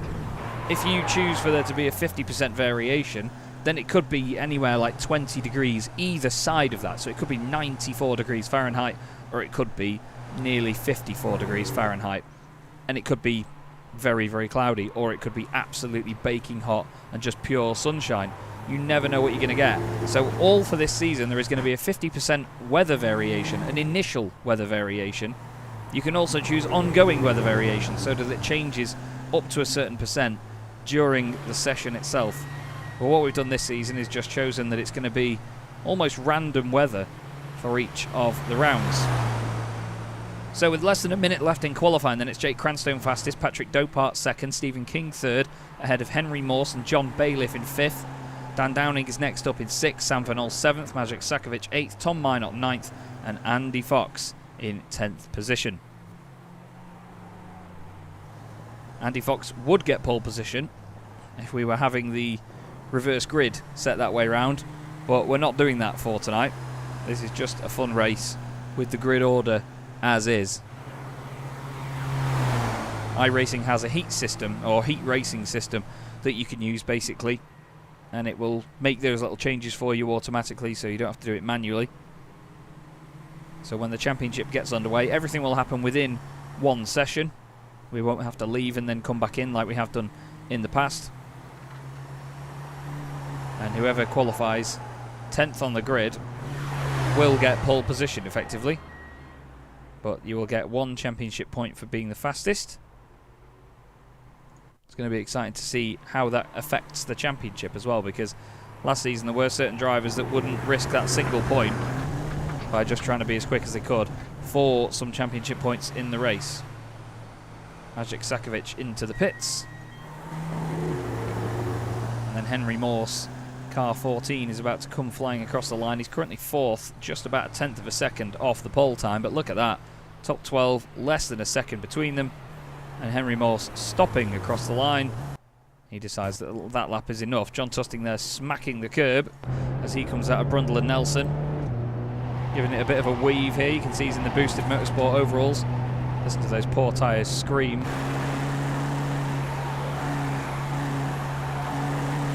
It's like me on Euro Truck, this. Ringing it round the hard shoulder. I think the distortion has done wonders for the noise of this jet, though. Sounds epic.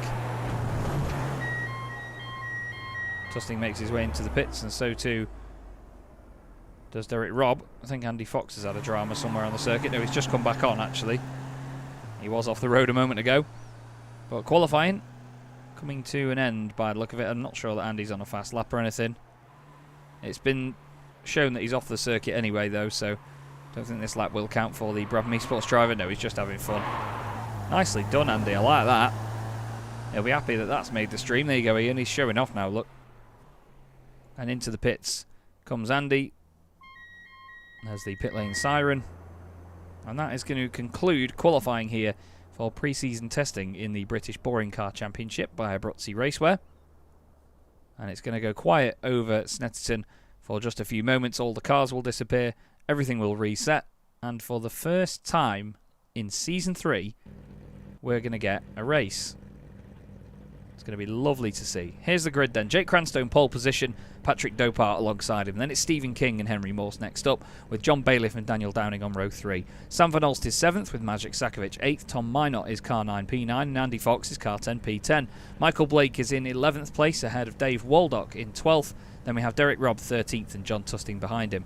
Rob Lundgren 15th, Tim Rutten 16th, Stuart Clark 17th ahead of Martin Kenyon, and then Simon Price lining up at the back of the grid.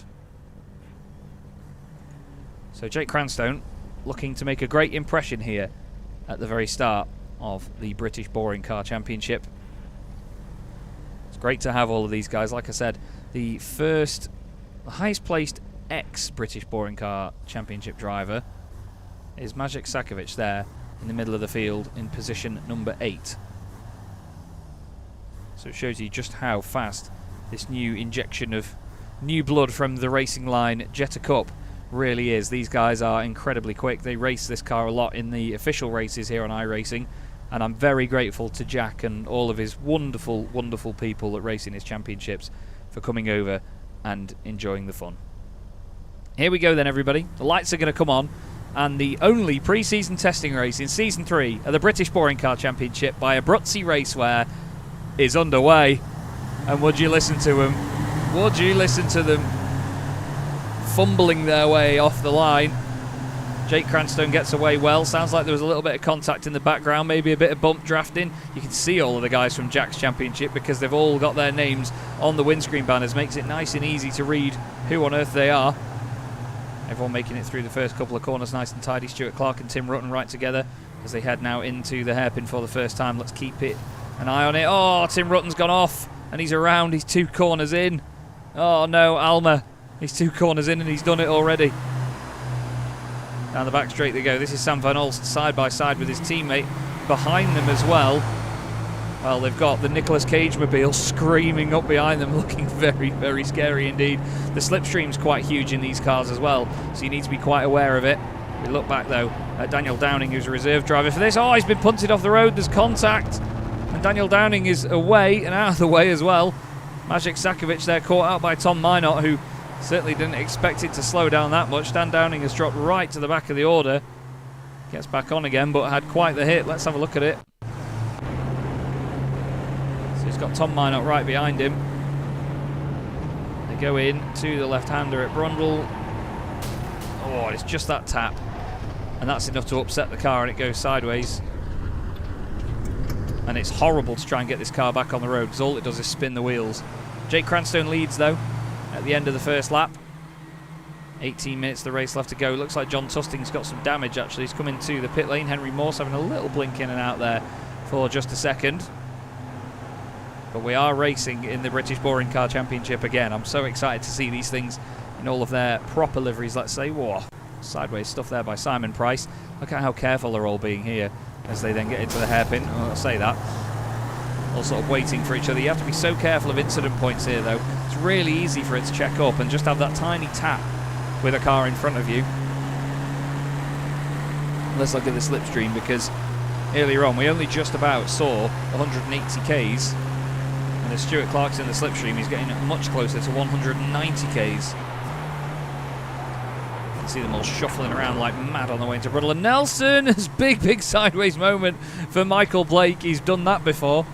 And I think, to be fair, if you say you haven't done that before, you're an absolute liar. He rejoins as Martin Kenyon goes through down the inside. Martin's gained 5 places from where he started. So too is the car in front of him, which is Stuart Clark, seemingly not showing a livery for some reason. We are going to give him another refresh and hope that his livery comes through as the back end steps out. Who's that off in front? That's Maciej Sakovic now going off the road and coming back on. He recovers. Andy Fox is going to go through past him. These two raced together in previous seasons of the series. Stuart Clark has now actually come into the pit lane. Close here between Dave Waldock and Tom Minot in that absolutely cursed livery. Down the inside goes Waldock. Oh, Minot's just turned in and there's a bit of a rub. Certainly damaged the side of the car. Derek Robb's there as well on the right. Oh, Tom Minot's just driving into people. There's now nearly a bit more contact as they go through the hairpin. This is the thing, these are big bulky cars. You have to be very careful with them. You can lean on each other a little bit, but you still have to be very well behaved with it, that's for sure. Tim Rutten and Stuart Clark both on their way out of the pit lane together. But Jake Cranstone is definitely not leading this race by a lot. Patrick Dopart is still there with him. Then it's Stephen King, John Bailiff, Henry Morse, Sam van Olst. All these guys coming from the Racing Line Jetta Cup and doing a bloody good job of it as well, I have to say. Maciej Sakovic has then got Andy Fox with him. They're representing the previous drivers from the British Boring Car Championship. Andy Fox has raced in the Racing Line Jetta Cup as well. Dave Waldock there ahead of Tom Minot and Derek Robb. Some more guys from the previous running of this series. As oh dearie me, Andy Fox has been off the road but comes back on. Daniel Downing has been trying to overtake somebody, but Rob Lundgren is now off the road. He's been having a battle with Dan Downing, I think. Maybe come a cropper here.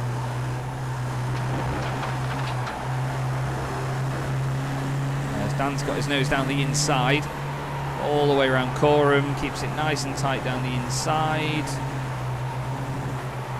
Oh, he just has to get out of it because it was going around. And Rob Lundgren has one of the longest spins we've seen in a long time. Rob pushing on though and getting back on the horse as Martin Kenyon is now off and out of the race. Martin Kenyon has had a big hit somewhere there. Let's have a look what's happened to him. Maybe just overdone it on the exit of the corner.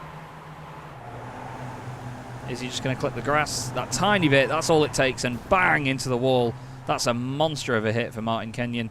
Unfortunately, the car very, very damaged after that one. Look at these boys, though. Certainly showing us all how it's done here, aren't they? From the racing line, Jetta Cup. Only a quarter of the way through the race at the minute. The tyres are something you have to think about in this car as well. You really do torture these front tyres in this race. The rears are just sort of along for the ride. This car's very bouncy.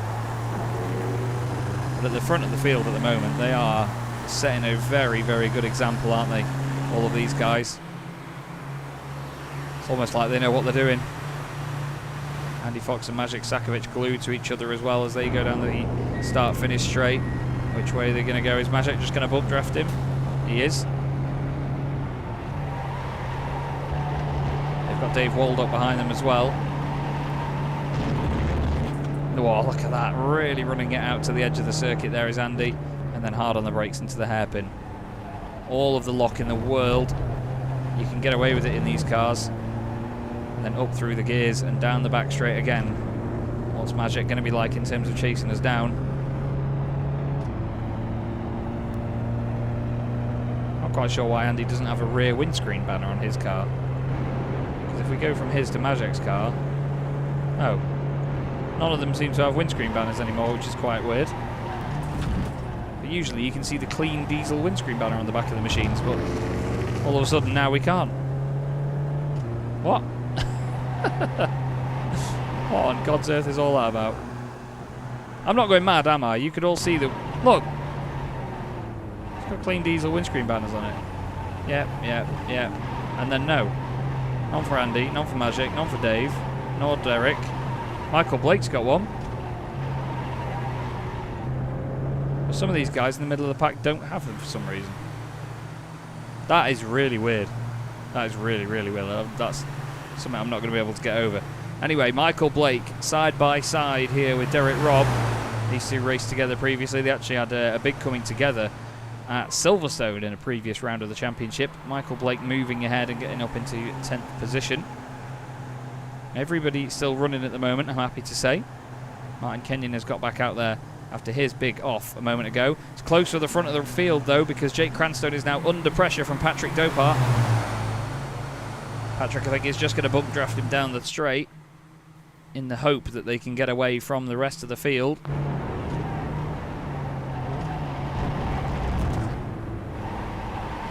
You can just tell that these guys know how this car behaves and they know exactly where to put it in the way that it goes mid-corner for them. Jake Cranstone doing a smashing job at this moment in time.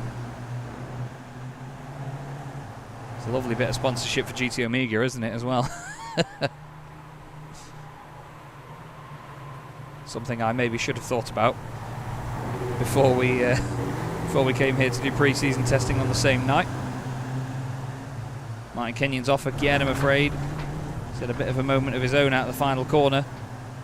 Manages to collect it all together, and the battle of Andy Fox and Magic Sakovic goes past him. But look, Andy's definitely got no rear windscreen banner, and I don't know why. Magic again, giving us a tap. Doesn't stay too close through the first corner. He's definitely in touch. But yeah, as Ian has said, the top six are absolutely rapid. Look how close they are on the brakes. Look at that. That's millimetre perfect stuff for most of it there between these guys. It's going to be two 20-minute races on the night when we come to the actual championship. So they are going to be this long, the races. Two of them. Plenty of action unfolding in all of them as well. Let's have a look at who's made the biggest move up through the field so far. It's Simon Price for Dodgy MOT. He's gained 6 spots in this race so far. Biggest loser at the moment, unfortunately, is Tom Minot, and he's dropping down the order more and more as he comes back out of the pit lane. Daniel Downing and Derek Robb just swapping around as Downing goes through around the outside of Nelson. He makes the move up, and typically I have cursed Simon Price, commentator's curse. And he now has a slowdown penalty for running off the road. Tom Minot and Stuart Clark, teammates in the Chaz Draycott Media Formula 1 World Championship, just getting very friendly with each other as they swap places. I'm sorry that some of the cars still just in white, by the way. Not quite sure why that is. Cranstone now has a 6/10 of a second lead over Dopart, then King and Bailiff right together. Stephen King, one of the A couple of Pulsar drivers that are always so fast in the official races in these Jettas. As, oh dearie me, a big check up there actually, as he goes a tiny bit too hot into the Wilson hairpin, but that's just how easy it is to do. You can go that tiny bit too hot into there, and it's a big issue.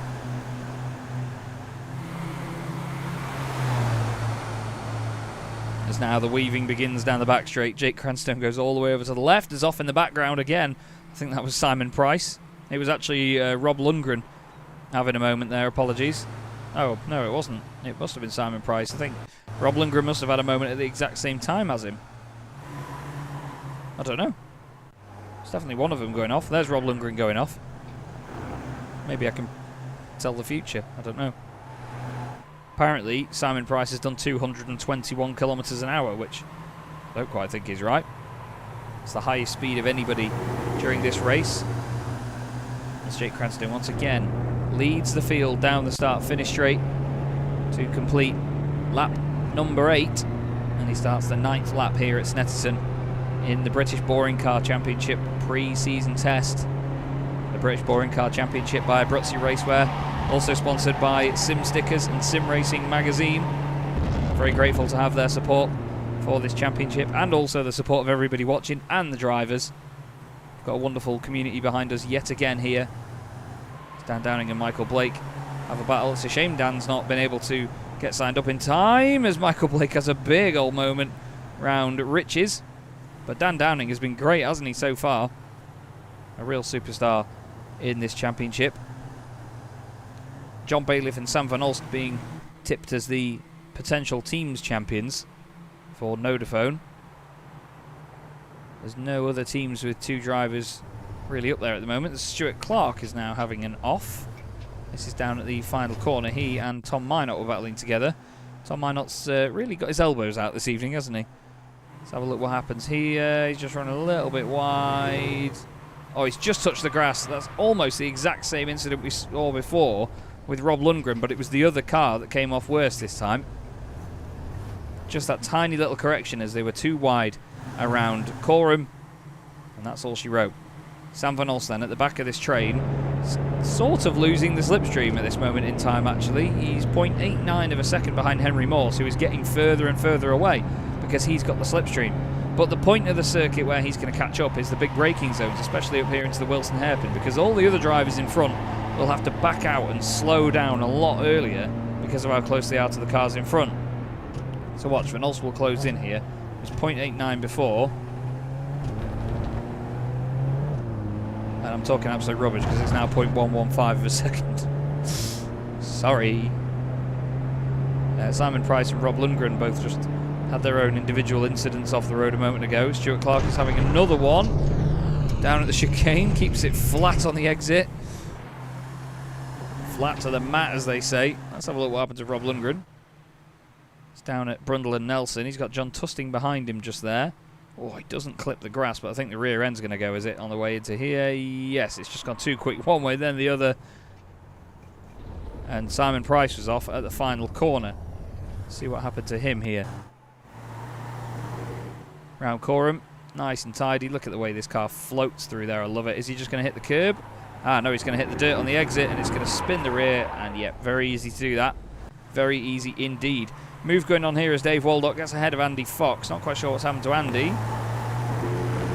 But he's dropped down behind Waldock and Sakovic. Great to see these guys all racing together again in the Jetta as part of this championship. There's definitely a spread at the minute in terms of the lead drivers in the field. Look at the top 6 just going up to the hairpin on the left-hand side. And the rest of the field very much spread out from that point on.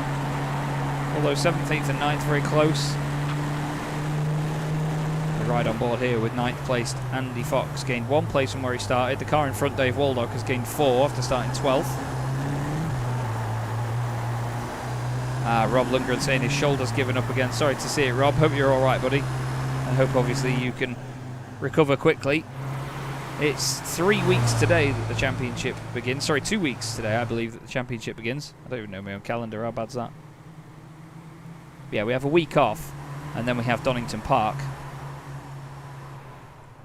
for rounds 1 and 2. As Sakovic really pushing his luck through there ahead of Waldock and Fox.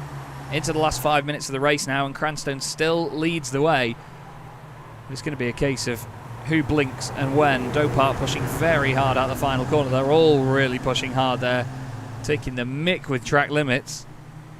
But at the end of the day, they've got incident points to use, and these guys are certainly using them wisely.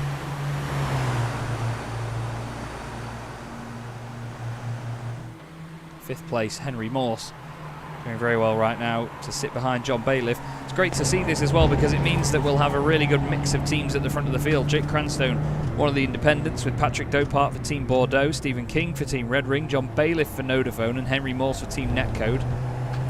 Magic Sakovic for Might Just Fit, Andy Fox as an independent as well.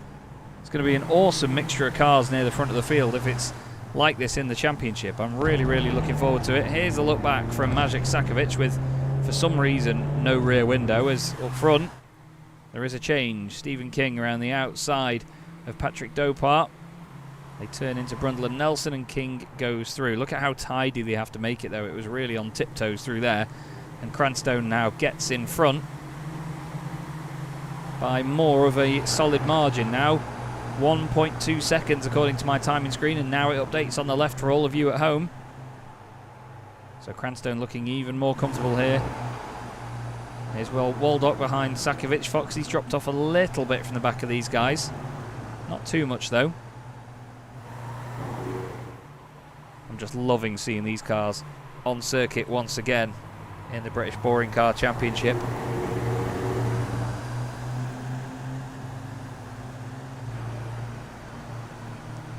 As Foxy's come into the pit lane, I'm not sure if he's had a drive-through penalty or something, but we'll go on board and see whether that is the case. Certainly looks like it. He's not aiming for any garages or anything.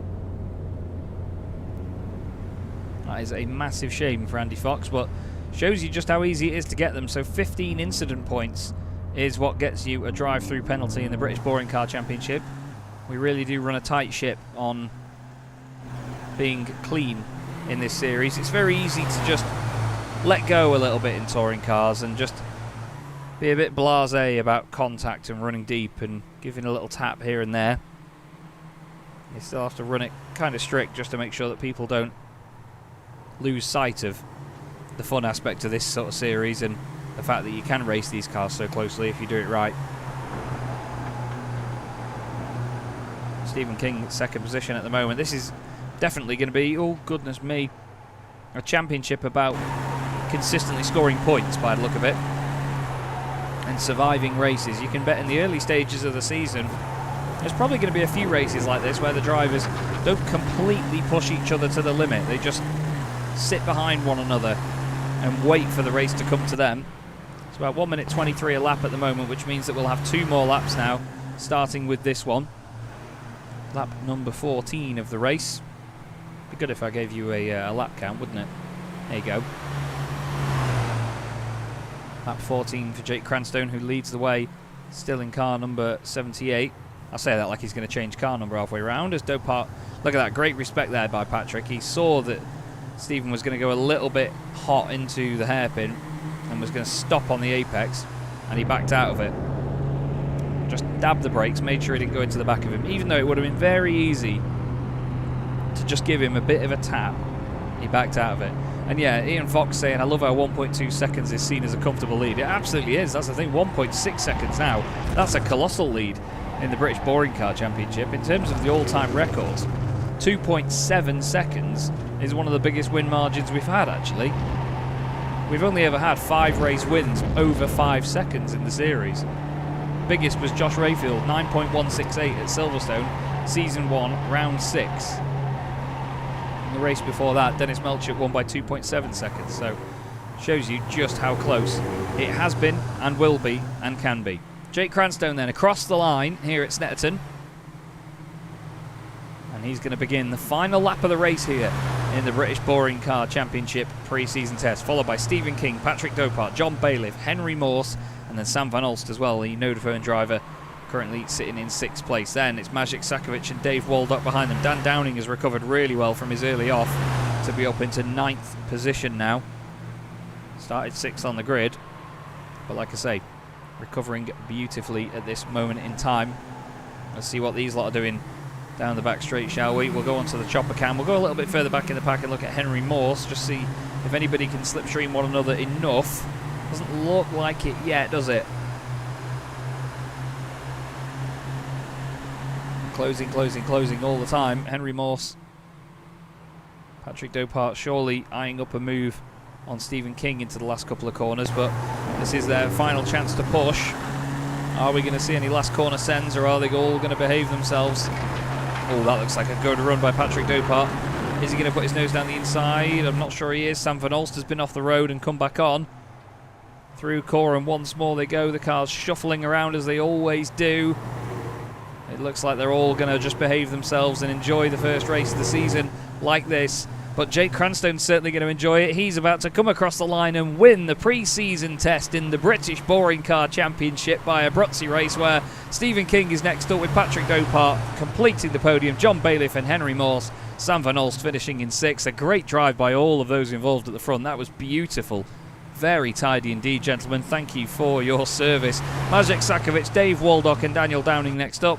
And it's going to be Michael Blake in car number 7, who is going to be number 2 this season, completing the top 10 ahead of Derek Robb. Andy Fox and Simon Price will be the next cars round, but I'd say that is a rather successful first race. Of course, being the pre-season test though, there is plenty more to fight for as the championship goes on, but Jake Cranstone doing a great job there.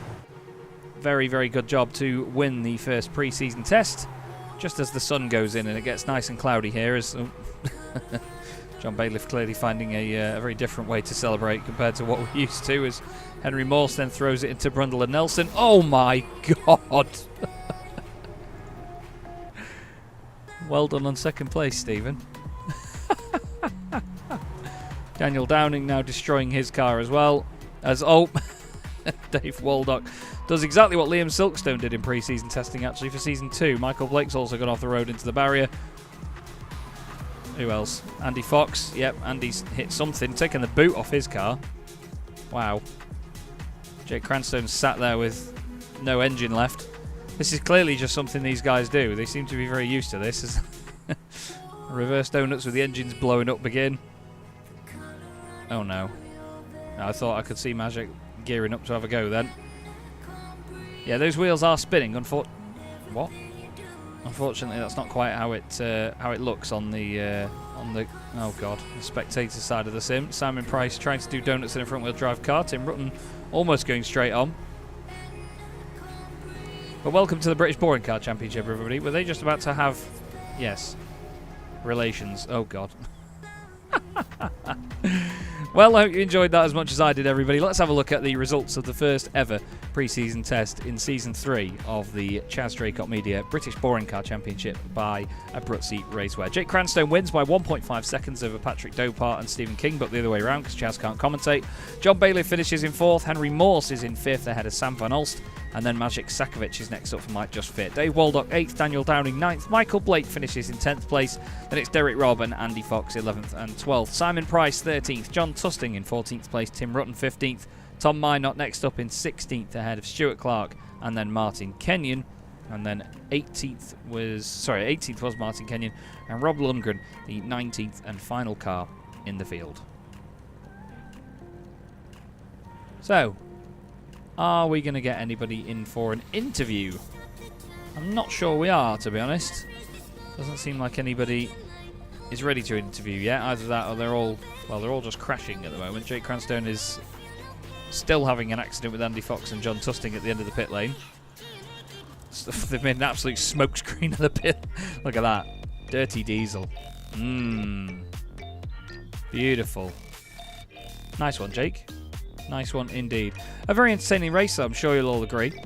And obviously a lovely way to celebrate the team draw. It was nice to have the drivers around for it this evening, and obviously we don't want to take up so much of their time.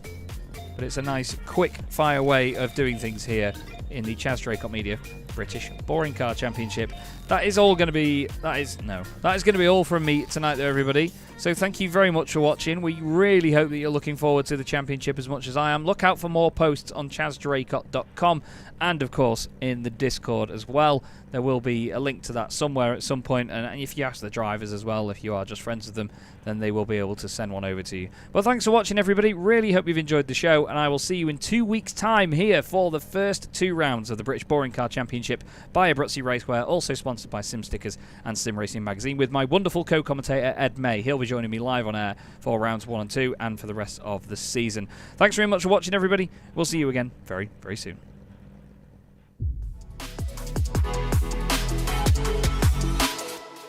Four French drivers at the French Grand Prix trying to win this on the final lap. They're 3 wide again. Guillaume down the inside. Guillaume moves across. They're both in front of Milan and Pouget. But before you know it, we find ourselves here in the very final race of the competition. And then they see truck racing and they think, this is crazy. You know, these are 5-ton machines, 1,200 horsepower brake. Oh, look at that switchback. Oh, you've been moved and it's ready to show off.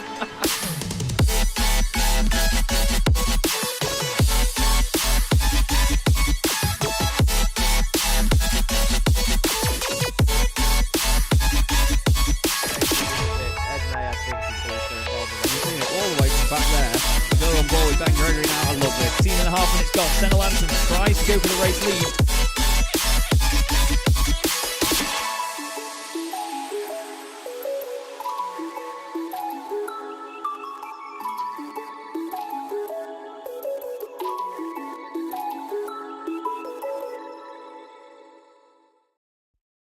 Racing isn't easy, but experiencing it is. iRacing puts you in the driver's seat with the industry's leading sim racing game. Drive on laser scan replicas of the greatest racing circuits from around the world. Go head-to-head against other drivers chosen by skill-based matchmaking to ensure competitive racing at every level. Compete across all your favorite series. In officially licensed cars, engineered to deliver the most accurate driving experience possible.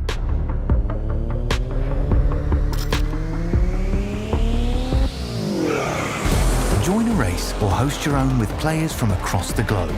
Race against the computer or in a league with friends. Feel the thrill behind the wheel. Visit iRacing.com.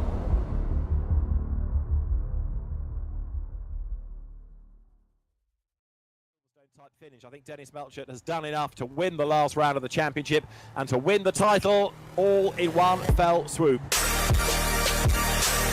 British Boring Car Championship, things are never chilled here. Honestly, the cars may be a bit dull, but wow, the racing certainly isn't. Fastest lap of the race now, Ben Lambert. Look at Andy Potts coming through the middle. He makes a little bit of contact. Dave Waldock is around and he's off on the grass. Brayfield tries to go right round the outside at Druids. You do not do that and get away with it very often. Takes the win in round 12. There's contact again. Fraser Smith and Dennis Melchett are off the circuit.